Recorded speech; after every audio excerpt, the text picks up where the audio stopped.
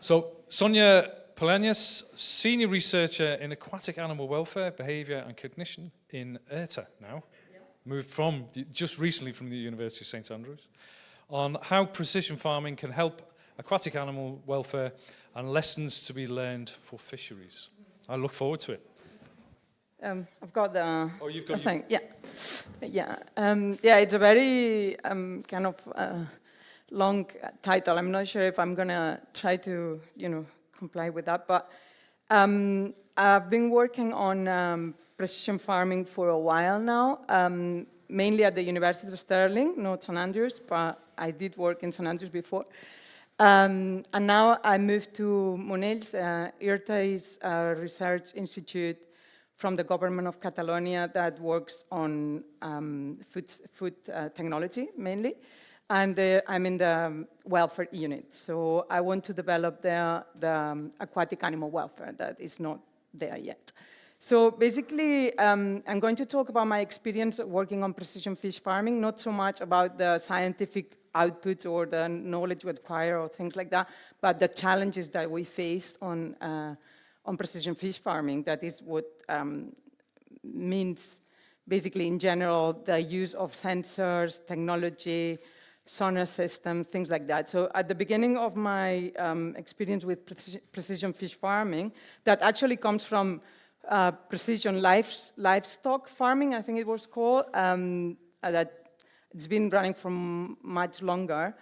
And I think that's where we got all these kind of systems, and now are being used in aquaculture. So my first experience basically started with sonar systems.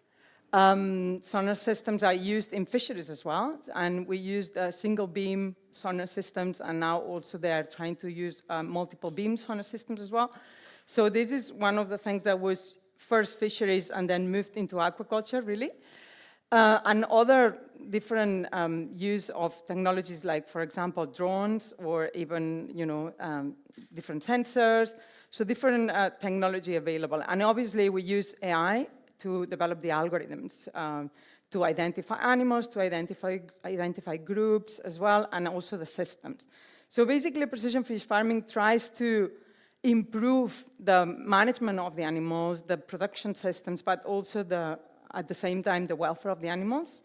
But we don't have to forget that actually we have an experience, so the farmers have experience, the fisherman has experience, and we want to kind of use both the experience reasoning that they have with the manual monitoring and operation, and also what we get out of the systems, and just try to improve at the same time. I think it's important not to forget that we are the best, artificial intelligence, not artificial intelligence, but the best computers. So we can see things from the animals that maybe cannot be perceived by the machines somehow. So we really need to be aware of that. And then all the things with precision fish farming is the cost of it. So you are going to see from the examples I'm going to show you that it's not cheap, it's not easy, and there's a lot of challenges.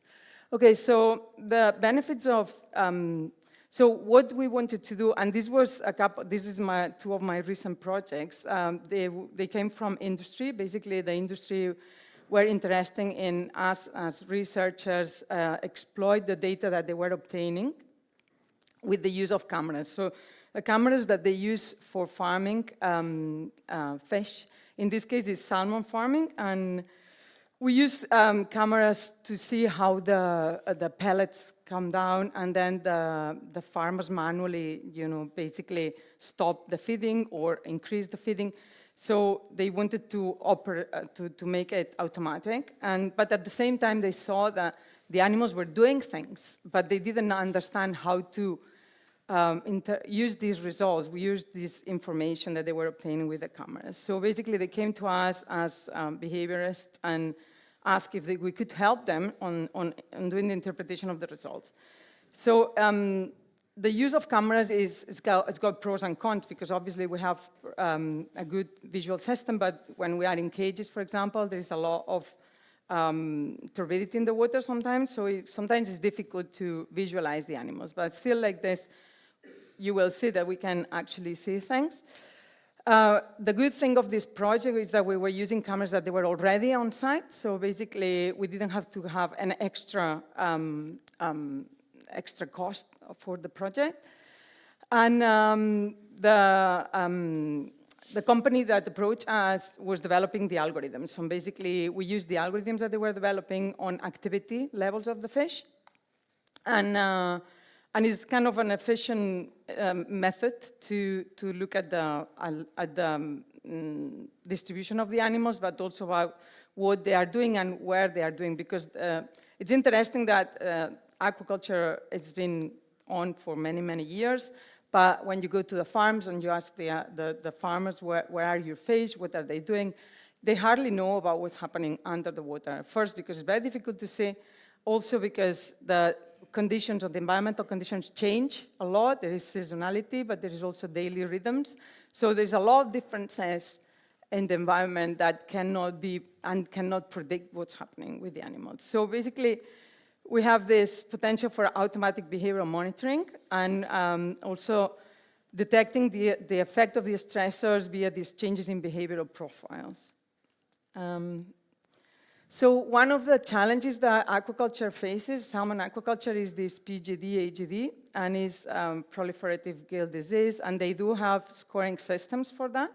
So the farmers already score the animals, they have to handle them, look at the gills, and then they score them, they do sample them weekly, and they do this routinely, they learn how to do it, and they also score for operational welfare indicators. So in this case, in this project, they were scoring for eye damage, skin damage, fin and scale loss, and also for the condition factor.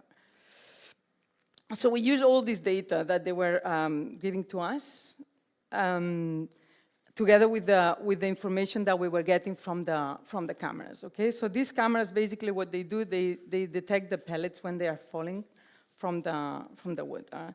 And these, when there's a lot of pellets in the water, alerts the farmer, and then they stop the feeding. So this automatic system.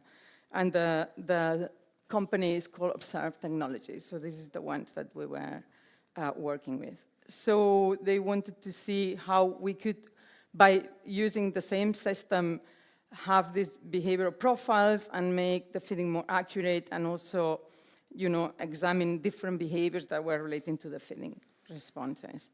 So this is how it looks in the cameras. So these are the feeding cameras. You can see here the different levels of activity, okay? So from high activity levels to low activity levels.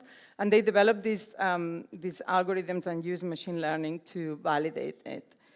And then we were using this footage, we got it from them, together with all the data from the farmers, and then try to correlate and see if actually we could see changes in the behavior of the animals due to some of these stressors, okay? So that's the first project we had, is an Innovate UK project. The Innovate UK is the companies lead the project, and then they look for the researchers. In this case, we had a lot of control of the system because we had this camera layout. So we had 5 different cameras in different places. One of the first questions was where we are going to place the cameras, okay? And the second question was which behavioral profiles related to these AGD and temperature changes we can see, and if we can see something. I mean, actually, at the beginning, we didn't even know if we were going to see anything. But basically, after having the cameras for 6 months, and as you can see here, we had information every 5 seconds. So the amount of data that you get is huge. And this is the main problem. We have a lot of data, but only even from the scoring systems. The farmers get lots of data, and most of them don't do anything with it. So that is a shame.